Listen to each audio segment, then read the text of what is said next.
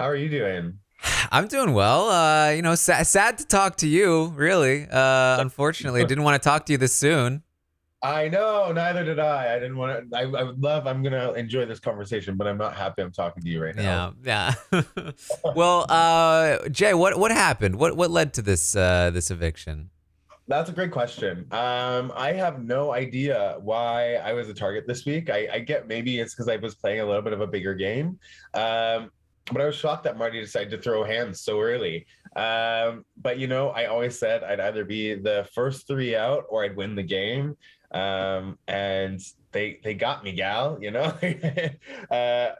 wish you could like kind of like think of things of being like, what would have happened if Josh would have picked door number three instead of Herman, right? It's just Mhm. like these little what happens if that little piece of wood didn't slightly fall off the thing right when I got it up on the top there? What would have happened if Jess would have left in the first week if they didn't win HOH? I mean POV. Mhm. So it's all these things, just little tiny things that happen in such a fast-paced environment. Yeah, Marty mentioned that he had approached you in week one. I don't think that's something that we saw, but can you just elaborate on what happened with that? That's baloney. He would always say he's like here's an olive branch, and I was like well, I don't even know what an olive branch looks like. Like Right? I guess I was like he was like I was sending you signals, and I was like Marty, I met you 4 days ago. I don't know what your signals look like. How was I supposed to know you wanted to talk game with me? You were just like I sent you an olive branch. I was like I don't even know what an olive tree looks like, so it wasn't very helpful for me. But I did have conversations with him. Like I Mhm. feel like because I didn't talk strictly game with him ever, like super game, just like saying like I would love to stay here. I would love to work with people that are like-minded and want to play this game. And then I think because I didn't try to make an alliance with him, he thought I was already in an alliance with other people, which I wasn't. I was just Yeah. trying to chat with people. But in that, I did talk to him. I think it's just we come from two very different places, and we obviously communicate very differently. Yeah. I mean, you did mention that you felt like you didn't spend enough time like talking game in that first week. Do you still feel that way? Yeah, absolutely. I think like the safety kind of gave me hindsight, like didn't give me good hindsight of being Hmm. like, oh, you have to talk the game first week. Like it's not, it is getting to know people. It is summer camp, but it also is like you have to start right from the jump, um, getting in those alliances, starting conversations, making deals. Yeah. And I just wanted to make food and make people dance. The first part. Yeah. What was your favorite part of the whole experience? I had a really sexy time doing the balloon popping. It was a lot of fun. It was so much fun to play there. Honestly, meeting Josh and Jess is like a very great experience for me. Like I wish I could just like the whole thing. Like obviously, there's some parts of it that feel kind of crappy when you're on the block, but I wouldn't change it for the world. It's I also oh the best part actually I remember is the night of 1,000 J's. It was a really nice. We did a runway with all of my clothes that I Hmm. did show on the show. Yeah. Who would you say you felt like you bonded with the most in the house? I would say like Josh and Jess Hmm. on a really like grounded level, and then I really like jacey-lynne and Steph. I like have had a lot of fun with them. All the J's coming together.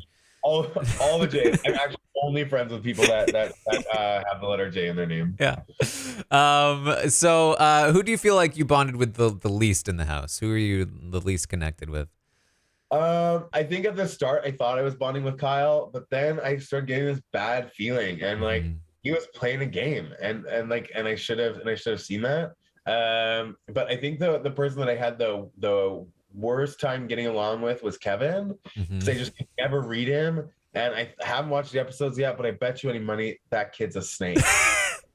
I can just feel it. I can feel it in my bones. He's a little snaky. They're I think you can hear this. This this is okay to play for you. I'm actually just going to slither through. That was a clip from Uh, Kevin. Yeah, that makes sense. That makes complete sense. Yep, I see that. That makes sense.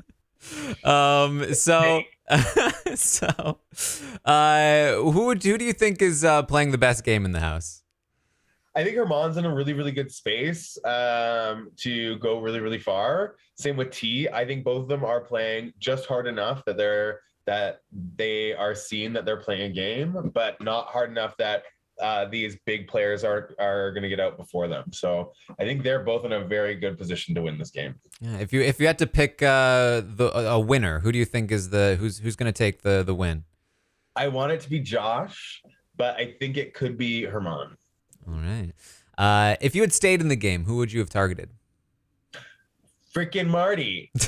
Marty and Kyle. And then, like, if it was a little bit longer down the road, like T and Summer, just because both of them are amazing communicators, and they have a really easy way of just sliding right through and then kicking butt because they're both so strong. Like, they're physically strong. So, so I would have to get them out like sooner rather than later. Yeah. What would you have done differently in the house if you could go back? Like, what's the biggest thing that you would change? If I have any regrets, I'm wearing a regret shirt. I think what I would have changed is, like, I thought the phone was going to be a bigger twist. Like, I thought there was going to be something big, major in there, but it was safety, which made me feel a bit too safe in the first week. That kind of made me like a pudding. Like, I didn't do enough work in the first week, and I should have done a little bit more work, I think. Yeah, I didn't quite get the Suzette treatment with the phone. Yeah.